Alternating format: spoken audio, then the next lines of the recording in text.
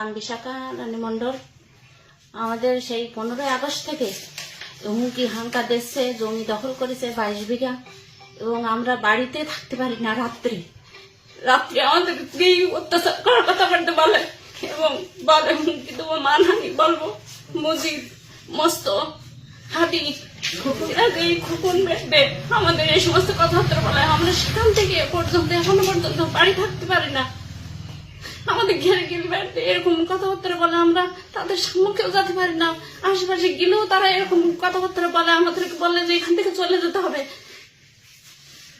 আমরা এখন কোথায় যাব? আমাদের এই পরিবারের মধ্যে 22 জন লোকজন, আমরা এক সংসারে এখনো আছি। আমরা তো খাতেও পারিনি, সেখান থেকে রাতে ঘুমও নেই আমাদের। আমরা কোথায় যাবো? ছেলে মেয়ে নেই, আমাদের নিরাপত্তা কে দেবে? আমাদের তো কেউ নিরাপত্তাই দিচ্ছে না। তাই আমরা পুলিশ প্রশাসনের বিরুদ্ধে বলেছি, কিন্তু ওনারা তো কোনো কিছু আমাদের ব্যবস্থার কথা বলতে চাচ্ছে না। আপনি বলেন, বসি বলতে পারেন, সমস্যা নেই। বনমিলিয়া গ্রাম, শর্মিষ্ঠা মন্ডল। আমাদের এই 5ই আগস্টের পরের থেকে আমাদের এইভাবে নির্যাতন করতেছে। আমরা যদি ঘিরে যাই, বলে যে তোদের মান অপমান করবো, তোরা বাড়ি চলে যা, মহিলারা আসিস কেন? তা আমরা বলি যে আমাদের ঘিরে মহিলারা আসবো না থাকি, আমাদের ঘেরে আমরা আসবো না থাকি।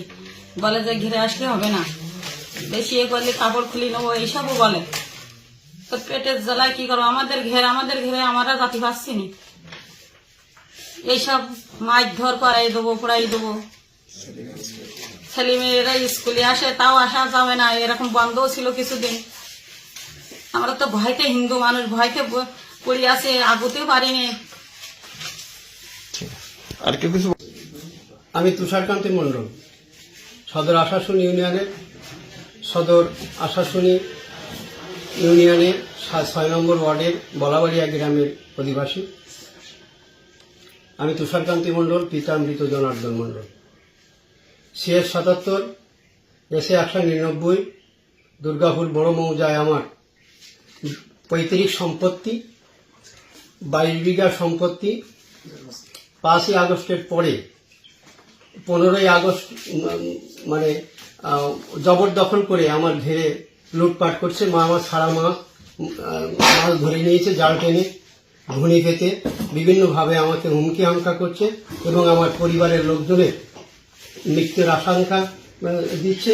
তারা আমাদের যেখানে পাবে সেখানেই আমাদের একটা মানে খুন করে ফেলবে, যে এইভাবে সন্ত্রাস আমাদের উপরে একটা চাপ সৃষ্টি করছে বারবার। এক অবধি সেই আমার ঘের থেকে লুটপাট করছে মাছ। আমরা সেই ঘেরে যেতে পারছি না। আমার ভাইয়ের বউরা, ছেলেরা, আমার ভাইরা, আমি বর্তমান ঘেরে গেলে তারা আমাদের উপরে ভীষণভাবে টর্চার করছে এবং হুমকি দিচ্ছে।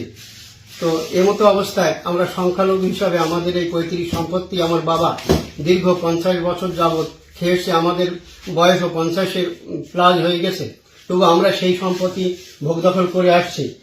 এমতো অবস্থায় আমরা সেই সম্পত্তিতে যেতে পারছি না। আমরা একটা ভীষণ মানে চাপের মধ্যে আছি। এমনকি আমাদের ঘরের ভিতরে বেঁধে রেখে আগুন ধরিয়ে দেওয়ার হুমকি দিয়েছিল সেই সময়, এখনো পর্যন্ত দিচ্ছে। আমি এখান থেকে 1 সপ্তাহ আগে আমার বাড়ির বারান্দায় শুয়ে আছি। সেই বাড়িতে যে তার লোকজন যে বলেছে আমাকে এখান থেকে চলে যেতে। কারা করছে সেটা বলেন। মানে বলেছে ওয়াহিদুল ইসলাম, মজিদ, হাদি, খোকন, এরা সবাই যে আমাকে হুমকি হামকা দিয়েছে, এবং আরো অনেকে লাঠিয়াল বাহিনী দিয়ে আমার ঘেরে লুটপাট করছে। আর অবধি সে লুটপাট করছে।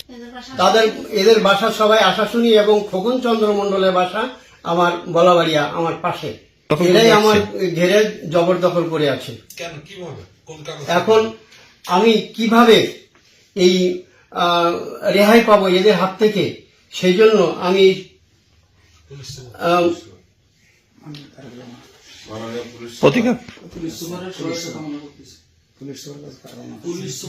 এবং পুলিশ সুপারের সহায়তা নিয়ে এবং আইন প্রশাসন মাধ্যম দিয়ে, যাতে করে আমি আমার পৈতৃক সম্পত্তি পুনরায় ফিরে যেতে পারি, আমি আবার পুনরায় দখলে যেতে পারি, আমাদের পরিবার যাতে বাঁচে সেই হিসাবে আমি আর কি মজলিস চাচ্ছি আমার।